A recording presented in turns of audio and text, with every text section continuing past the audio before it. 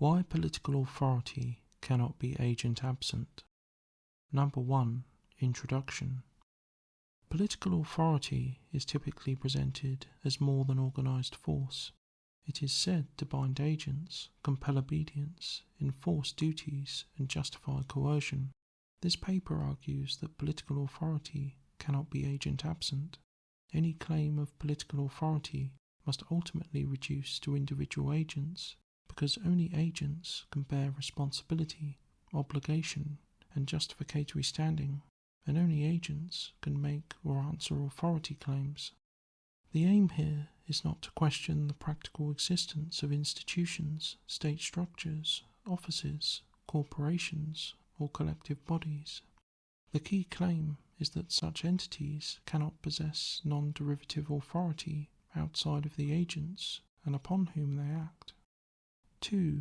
Agency and reducibility.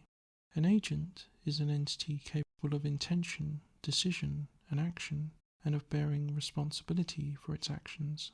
This definition is minimal and grounded in ordinary practices of attribution, responsibility, and explanation. That individual entities are the ultimate irreducible centre of these things is reflected in the structure of societies themselves. As the author of this paper, I am attributable as an agent.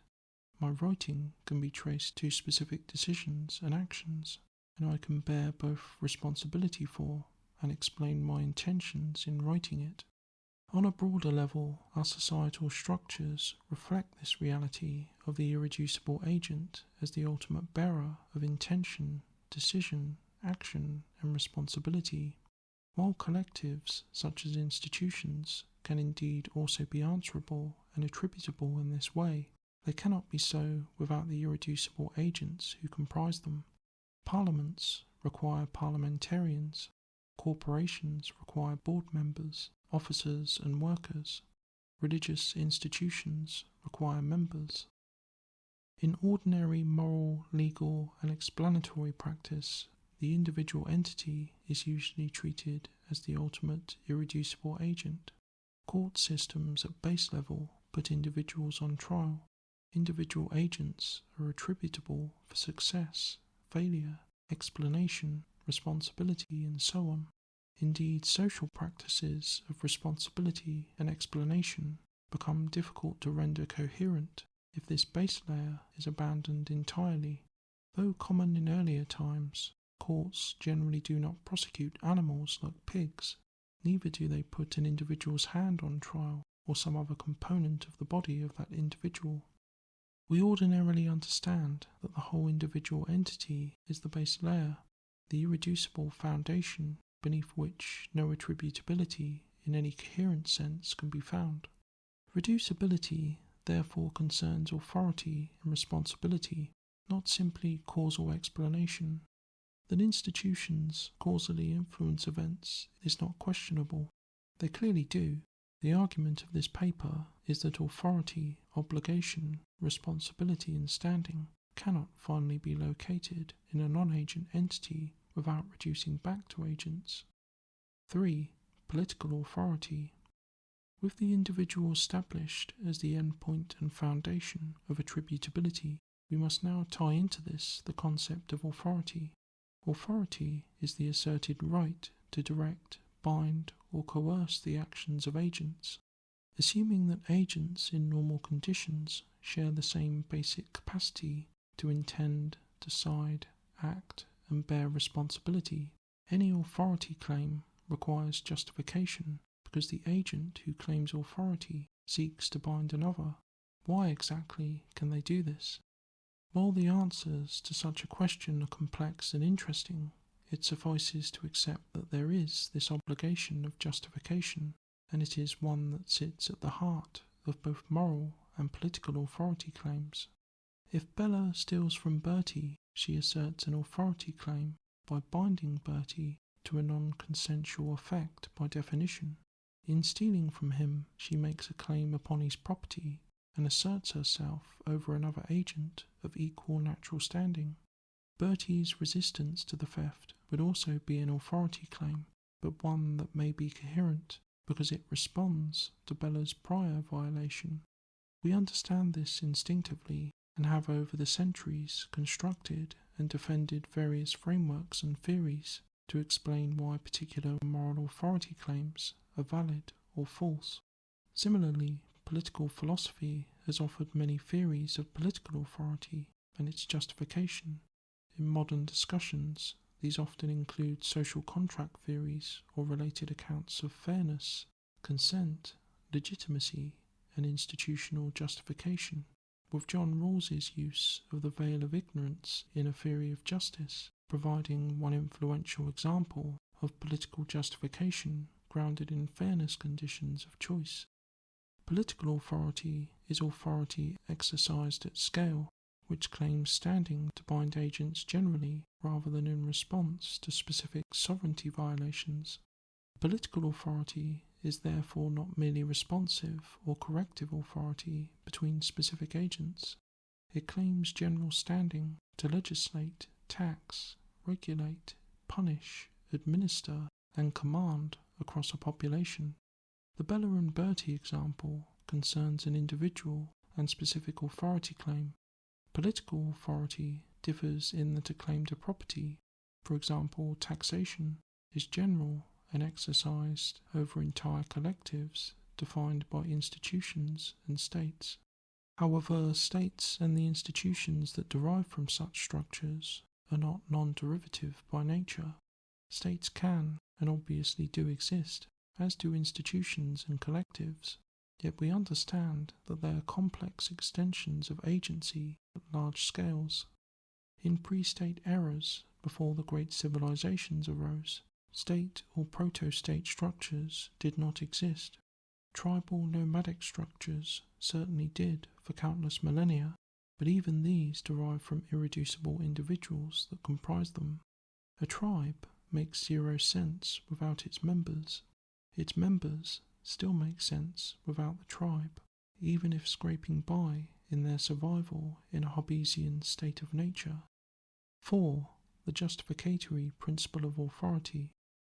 One historical and current indication that political authority bears an agent-facing justificatory burden is the recurring appeal to irreducible agents.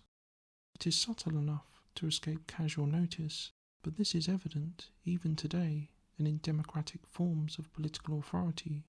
Politicians appeal to voters, individual agents that they must convince will benefit from their party's particular policies or else suffer the consequences of voting for their opponent or abstaining. At a deeper historical level, political societies and their attendant state structures often appeal to an origin myth, history, or narrative that justifies the existing structure of political authority. In some places, the story is complex and nuanced. In the United Kingdom of Great Britain and Northern Ireland, this can stretch back to famous documents such as the Magna Carta and the much later Bill of Rights, but also to other documents like the Charter of Liberties under Henry I or the Provisions of Oxford, among others. Perhaps the most famous justification of all came with the Declaration of Independence in 1776.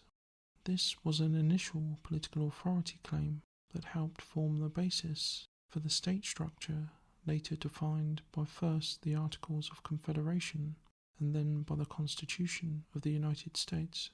The new political authority, of course, defined itself and its powers, but also offered explanations for its claim. Britain's intolerable acts, the occupation of Boston, and interference in trade and colonial internal affairs. Are these stories, myths, and documents adequate? That is not the point. That they exist at all indicates an instinctive requirement for political authority to justify itself at both its inception and through its existence. This pattern appears even within extreme forms of political authority, including the Third Reich. The infamous Enabling Act 1933, passed soon after Adolf Hitler's appointment as Chancellor, was not framed as a naked power grab or triumphant assertion of domination. The title itself indicates this: Law to remedy the distress of the people and the Reich. While the policies of the Third Reich as a political authority were appalling too, even this regime based its authority ultimately on appeal to protecting the interests of the narrowly defined German people or a particular perceived racial group. Even in fiction, the trend is evident, including in one of the most extreme examples, George Orwell's 1984-1949. To the casual reader, Oceania as a state structure controlled by the party could not be further from justified, but the entire apparatus of the society nevertheless indicates this. This is evident in the perpetual war that frightens the population into working and remaining obedient. The appeal to patriotism and the collective and socialist principles invoked by the regime, even if, as Goldstein's book in the novel states, such socialist principles had long before been wholly abandoned in practice. Big Brother watches you, but he does so, at least according to the imagined logic of the regime, for protection, order, loyalty, and collective survival. What I am not denying is the practical existence of political authority. Of course, apparent political authorities have existed and do exist, and they dominate, manipulate, or threaten their people. However, insofar as they claim authority, they do not present themselves only as force. Such authorities characteristically claim that their commands are rightful, binding, legitimate, necessary, lawful, democratic, constitutional, protective, or otherwise justified in some manner. Why do political authorities do this? This is a separate question from the reality of it. However, one plausible explanation is that if they do not appeal to irreducible agents, then they undermine their very inception or continued existence. A politician of any description, at least in the initial stages of obtaining said political authority, would not gain it or retain it for very long if they did not directly appeal to and justify it to irreducible agents. In cases where competing political authorities are present, for example, in the British Isles during the Civil Wars period, 1642 to 1652 CE, failing to justify their existence to irreducible agents would pose an existential threat. If King Charles I declared only that he ruled through force rather than through divine right, tradition, and law, his reign may have been shorter still, as more individuals may have flocked to the parliamentary cause as one that offered its own justification to the people it claimed to represent. For ease of reference, we can name this tendency the justificatory principle of authority, or the JPA. That political authority typically presents itself as justified, rather than merely as dominion. The JPA therefore does not prove that political authorities are justified. It shows that authority, as authority, presents itself as answerable to justification.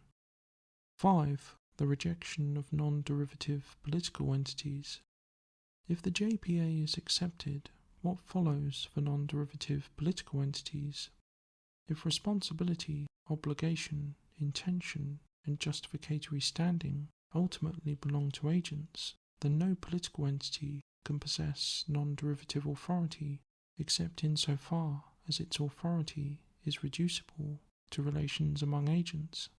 This is not to suggest a general will or amorphous Leviathan-like political entity. Individual agency is a natural condition shared by persons. When such agents exist in aggregate, especially when they interact, coordinate, conflict, cooperate, or recognize shared structures, we call these formations societies and collectives. But these formations do not become additional irreducible agents. Their political authority, if they possess any, must therefore be derived from the relations among the agents who compose them, not from a rarefied collective subject, such as the people, the nation, or history. Any political entity outside of this foundation is therefore derivative and must justify itself to the individual agents through whom it acts and upon whom it acts. This includes states, corporations, governments, peoples, nations, classes, churches, and collectives, which are useful institutional or conceptual political entities, but they cannot be the origin of justified political authority itself. They act only through agents, they command only through agents, they punish only through agents, they impose obligations only upon agents, they justify themselves only to agents. Therefore, any appeal to the state, the people, society, history, or the common good must be translated back into an agent-level justification. If it cannot be so translated, it is not a justification, but a displacement of justification. 6. Syllogism. 1. Political authority claims justified standing to bind, command, or coerce agents. 2. Justification is intelligible only where reasons can be addressed to, borne by, or assessed between agents. 3. Non-agent entities cannot independently bear reasons, responsibility, obligation, or justificatory standing. 4. Therefore, political authority cannot be grounded in non-agent entities as non-derivative sources of authority. 5. Therefore, any legitimate political authority must be reducible to coherent justification between agents. 7. Objection and replies. 1. The argument denies institutional reality. One possible misunderstanding is that this paper rejects the reality of institutions. However, the argument does not deny their existence. Institutions exist and are useful, often permanent parts of political structure in almost every society. However, they cannot in themselves possess non-derivative justificatory authority independent of agents. 2. Collective agency exists. It may be argued that collective agency exists and that institutions can therefore count as genuine agents. However, my reply is that although collectives of agents obviously exist and are useful within larger political structures, they do not constitute agents in the primary sense in which that word is normally understood. For example, even if Parliament unanimously voted for a bill of genuine intent and synchronised action, this does not make all the MPs and Lords one mind. The parliamentarians remain irreducible and attributable individuals with nuanced intentions and reasons for their votes that are distinct and attributable to their individual minds as agents. The argument, therefore, does not deny the existence of collectives. It denies that collectives are agents in the same primary sense as individual agents. 3. The state is necessary for order. Another possible misreading is that the paper is an anti-state argument. If justification for political authority must be derived from individual agents, then does this not undermine the authority and legitimacy of state structures? No. The point is not that states are either legitimate or illegitimate. It is that justification for state structures and political authority in general must derive from irreducible individual agents. If such authority does derive in this way, then state structures may in principle possess legitimate authority. This paper accepts that necessity or usefulness explain why state structures and institutions arise. However, it does not accept that these by themselves create non-derivative authority. Practicality arguments do not explain justificatory standing. 4. Democracy solves the problem. One objection against the argument is that democratic structures explain why institutions and governments within relevant state structures do have derived authority, and that this comes from the collective or specific portions of them that consent to the structure through participation and endorsement in elections. Yet although democracy may improve structures of authorization, accountability and consent, the collective, people or electorate cannot function as an agent-absent source of authority unless its claims reduce to actual agents. 8. Conclusion. Political authority cannot be agent-absent. This is because authority is a justificatory relation. It is about who can require whom, why, and with what standing. Non-agent entities can coordinate, mediate, symbolize, and institutionalize political authority, but they cannot ultimately ground it. Where political authority cannot be reduced to coherent relations among agents, it is no longer authority in the justificatory sense, but fiction, incoherent abstraction, or mere domination.